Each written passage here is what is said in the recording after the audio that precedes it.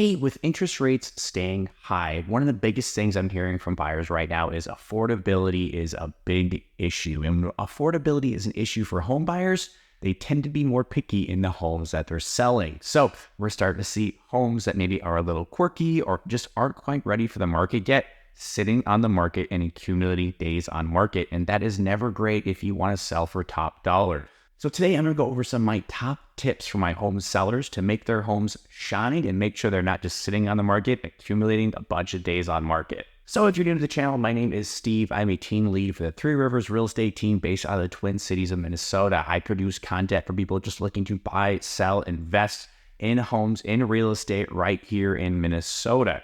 Today, I'm going to go over some of the top tips I have to make sure your home is ready to go for the market so you can sell quickly and for the terms that you want. Now, number one, I see this one all the time. It's take care of any deferred maintenance around your house. It's very common. People just want to get rid of their house, get it on the market right away, and they don't want to deal with some of those tiny things like a ceiling fan that doesn't spin or some chipping paint around windows. Well, the fact is, odds are the person who's buying your house doesn't want to deal with that deferred maintenance either. And the more maintenance you have, the less likely you're going to attract multiple buyers, especially when we look at the young demographics that are coming up. Most people are stretching their dollar already with how high rates are and how low affordability is. Now, if you have to pay top dollar and have a high interest rate and put money in the house right away, painting, replacing floors, replacing light fixtures, a lot of people don't want to do that, and they're going to pass up your listing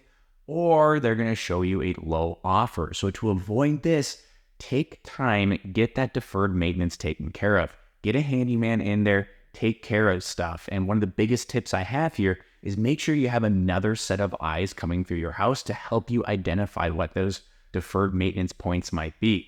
If you lived in your home for 10, 20 years, it's super common to just forget about stuff. And you notice that door doesn't latch, but you haven't used it in 10 years. So who cares?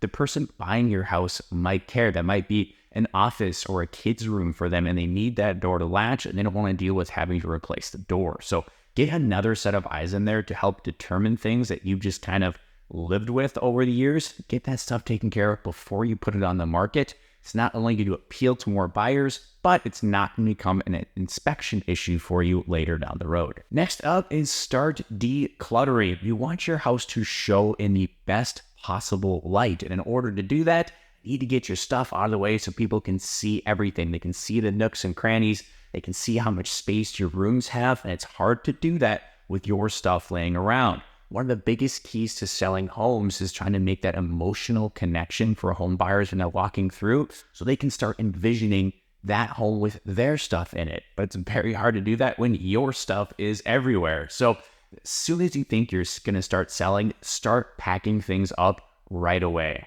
People sometimes put it in the garage, they get storage units, whatever it needs to be. But A, it's going to help your home show better. And B, it's going to help you in the packing process anyway.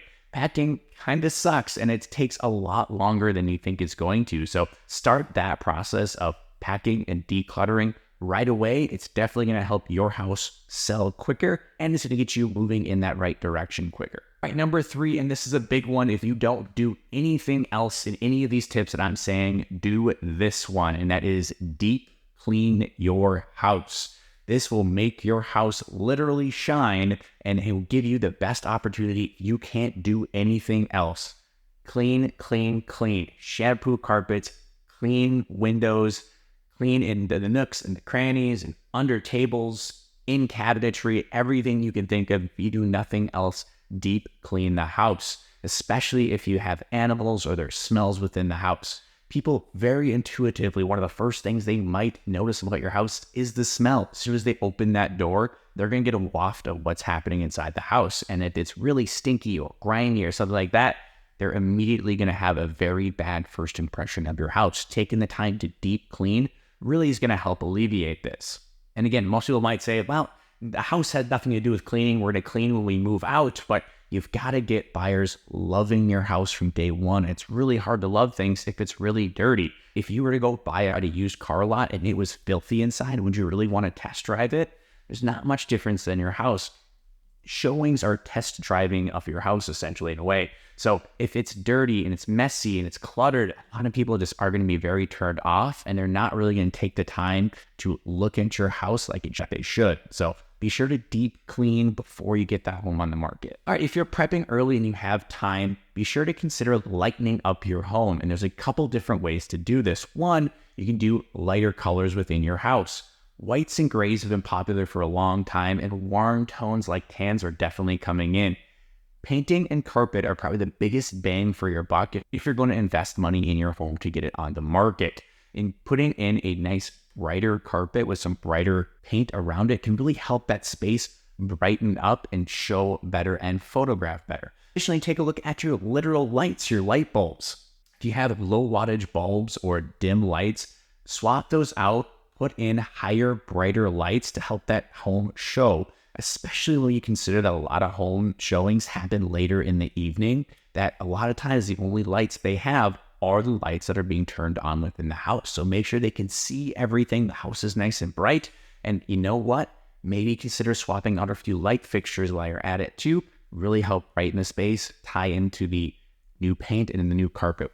Now, one spot that is often overlooked is the outside of the house, your curb appeal. What does your home look like as the buyers are pulling up before they've even entered your house? This is a great spot to make sure you have stuff looking good. Make sure you have all your deferred maintenance taken care of. If they pull up and garage door is dented or there's chipping paint, dead plants everywhere, it's just not a very good first impression.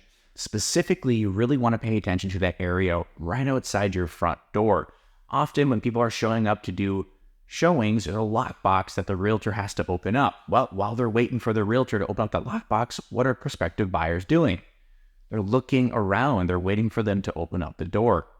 So if they're looking around, they're seeing chipping paint, they're seeing soffit fascia start to fall off or dead plants. It's not a great first impression before they even walk in the house. So you should really start your home prep from the outside, from the street view on in, and make sure that everything is looking good. If you need some new plants or you want to make sure your grass is looking good, make sure all of that's on point so your photos look good and your first impressions are great as well. If your home's going to be vacant when you're selling, as in you've already moved out into your next home, the number one thing I can recommend for you to do is to stage your house. Work with a professional staging company. Homes that are vacant, it's hard to picture them. It's hard to get that emotional feel with a home when there's nothing to really look at. Additionally, the only things we can look at are all the little imperfections. If trim doesn't line up right, there's a scratch on the floor, it's really easy to fixate on those things when there's no furniture to draw your attention to what's happening. So I highly, highly recommend consulting with a staging company. And it's not as expensive as you might think. Typically, on average, about 1% to 2% of your list price will go into staging. But on average, you can get up to 5 times that investment back from getting a higher price on your property. So it's an extremely worthwhile investment for you if you're looking for a great ROI. It's also going to cut down your time on market because it's going to photograph better, it's going to show better, and you're going to have more of that emotional connection with people touring your home. The last one is be sure to price your home appropriately. I see people all the time wanting to try to shoot for the stars or test the market, really pushing that listing price up there. The problem with that is you're going to alienate some of your buyers. When they look at your property and they look at another property, if yours is $50K over, they're probably going to go bid on that other property, and you just lost someone that might be interested in buying your home. Additionally, the majority of the people that are in the market currently looking for homes are going to see your home within 21 days. They're either going to view it online or schedule a tour. Once that person has dismissed your home as either overpriced or just not for them, it's really hard to get them back in there. So maybe you list at 500 and it's worth 450. Well, someone might tour it at 500 and be like, nah, it's just not right for me. It's overpriced. But by the time you come down to 450, they've already dismissed your home in their head. It's really hard to get them back over, to get them to take a second look at your home once you're priced right. So price it right to begin with. It's going to attract more potential buyers, and you're probably going to get more offers when you're priced appropriately. And when you have more offers, you have better chance to A, get it bid up, and B, get the terms that you want. If you're sitting there and only have one offer to choose from, you're stuck with whatever their terms might be. Maybe it's not the close date you want. Maybe they have a long due diligence period, something like that. So price it right. Try to get as many offers as you can so you can get the price and the terms that you're looking for. So those are my top tips for selling your home quickly, getting it right on the market right away. Now, if you have questions about your specific situation, my contact information is always below. Call, text, or email anytime. So until next time, talk to you later.